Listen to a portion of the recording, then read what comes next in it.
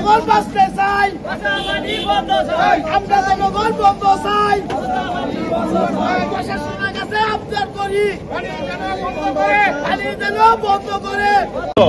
বজ্র পানি আমাদের এই ধান ফসলি জমির মধ্যে পড়ে, যার জন্য আমাদের ফসলের জমিতে কোনো ধান হয় আবাদ হয় না, ফসল করতে পারি না এবং আবাদ জমিতে আমরা নামতে পারি না। এই বজ্রগুলো আসলে এখান থেকে যে পার হইতেছে, বজ্রগুলো আসে কোথা থেকে? বজ্রগুলো হইল কেওয়া বাজারের বাসাবাড়ির এবং লিকির পানি, পাটেক্সের পানি, এলাকাবাসীর সমস্ত টয়লেটের পানি কেওয়া বাজারের এবং কেওয়া ধর এদিকে বাঙালি জমি বেশি আমাদের। কেওয়া বাজার থেকে একটা ছোটখাটো একটা লাইন করছে, ড্রেনিং করছে, এই ড্রেনিং এর মধ্যে হাজার হাজার টয়লেটের লাইন দিয়ে দিচ্ছে, যারা যেই টয়লেটের লাইনে আমাদের এই পানি ভরাতে 200-300 বিঘা জমি নষ্ট হইতেছে এবং পানিতে ভাড়া দিলে মানুষের গুঁড়ো হয়ে যায় শরীরে। এই অবস্থা আজ 17 বছর ধরে আমাদের এই অবস্থা।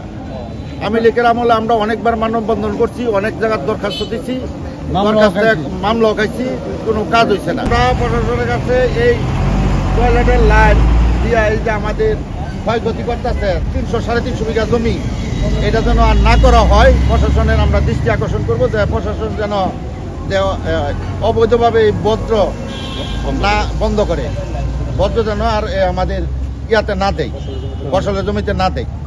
উদ্দেশ্য হলো আমাদের কেওয়া বাজারের মধ্যে 300 বিঘা জমিনের মতন একদম নষ্ট হয়ে গেছে। কিছু দুষ্কৃতিকারীর টাকা পয়সা খেয়ে ওই বাথরুমের লাইন দিয়েছে আপনার ফ্যাক্টরির পানির সাথে, ফ্যাক্টরি পানির লাইনের সাথে। এখন দেখেন আপনারা রাস্তা দিয়ে যারা আসবেন, কেওয়া বাজার এবং কেওয়া নতুন বাজারের মাঝখানে মানুষ যাইতে পারে না, মানুষের এত দুর্ভোগ। কেউ যারা নামাজ পূজা করে তাদের নামাজ হয় না, কারণ কেন?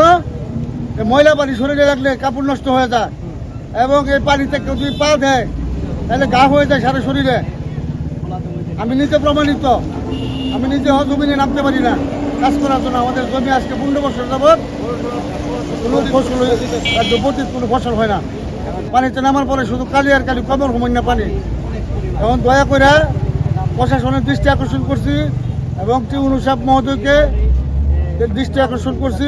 ময়লা পানি আপনারা জানেন যে 17 বছরের দোষরা এই লাইনটা জোর করে ছেড়ে গুয়ের পানি, চায়না কেমিক্যালের পানি, দিঘি হুপ এবং কেমিক্যাল সমস্ত দূষিত পানি এলাকা কেউ সবাই ছাড়ছে।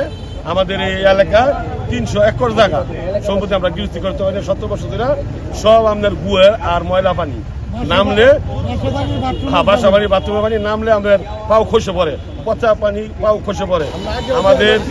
আমাদের সম্পত্তি কোনো দান হয় না। এই যে দান না হওয়াতে আমাদের অবনীতি ধ্বংস করছি। এর জন্য আমরা সুন্দর সুস্থ এই সরকারের কাছে বিচার চাই এবং পরিবেশ চাই। আর আপনারা যারা আছে ভাই, হলো আপনার এই যে পানি, এই পানি আজকে 17 বছর আগে মনে করেন এই যে আমরা একটা ড্রেনিং দূর করিয়া মেয়র সাহেব দূর করে মনে করেন আমরা দিছে। আমাদের কমের পক্ষে 4 সফাই ক্ষেত আজকে 17 বছর ধরে কোনো গৃহস্থী করতে পারে না। আর কমের পক্ষে 500 বাড়ির পানি, বাথরুমে টয়লেট পানি সব ছেড়ে দিছে। এই পানি, এই পানিটা যে ফারাতে সিটটা শরীরে গেলেও মগন গা হয়ে থাকা, এ পানি শরীরে অতঙ্ক রোগ ছড়ায় থাকা, রোগের লেগে মনে করেন এই রাস্তা ঘাট আমরা সব বন্ধ হয়ে থাকা। এই পানি ছাইরা আপনার এখানে কোনো ড্রেনিং সরকারি রাস্তা মনে করেন এটা রূপে পানি মানুষ আমরা যাতায়াত পর্যন্ত করতে পারে না। আমাদের 300-400 পাই জমি মনে করেন আজকে 17 বছর যাবৎ প্রতি এই দুঃখে আমরা মনে করেন আজকে খারাইছি।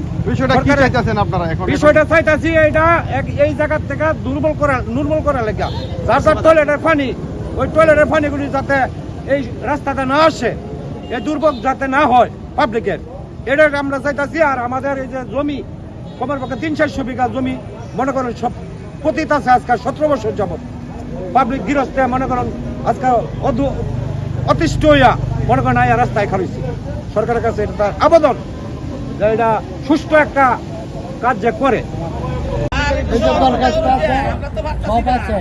আমরা বিগত 19 সালে মামলা খাইছি, যার কারণে এমপি সবুজ আছি, মেয়র আছেন আমির রহমান। যখন তাগরে ফি পারছি পরে লাস্ট থেকে আমাদের মামলা দিল মেলের লোকে মামলা দিল, মামলা পরে আমরা এই যে পানি বন্ধ করতে না। আজকে 17 বছর ধরে আমরা এই পানি ফসিল করতে না, এই পানির লেখা এই বাইর নামলেই আমরা কই এটা বাইরের জায়গা আঙ্গর 350 বিঘা আমরা 700 বায়ানচারি সব আমাদের সবাই ফ্যামিলি আমরা এক ফ্যামিলিরই আমরা 700 বায়ানচারি 300 বিঘা জমি আঙ্গর সবটি আঙ্গর। আর অন্য মানুষের জমি নাই, আমরা 700 বায়ানচারি আফাত মেলা আমার 700 ভাই, তার জমি ইব্রাহিম প্রধান আমার বাচ্চা, হ্যাঁ মোল্লা এই যে নফিজুল মোল্লা মজিবুর ভাই, সব ভাই আমরা সবাই বাংলাটি এবং আমরা কেওয়া সকল আঙ্গর জমি এই 350 বিঘা জমি যে আমরা বায়ানচারি সবটি আমরা গৃহস্থী আজ 17 বছর ধরে গৃহস্থী করতে পারি না। হয় রাস্তাঘাটে চলাফেরা করতে কষ্ট হয়। একটা গাড়ি যখন যায় আর একটা গাড়ি অপরিচিত থেকে আসে তখন স্পিডে মানুষের শরীর কাদা দেওয়া পানি দেওয়া মানে নষ্ট হয়।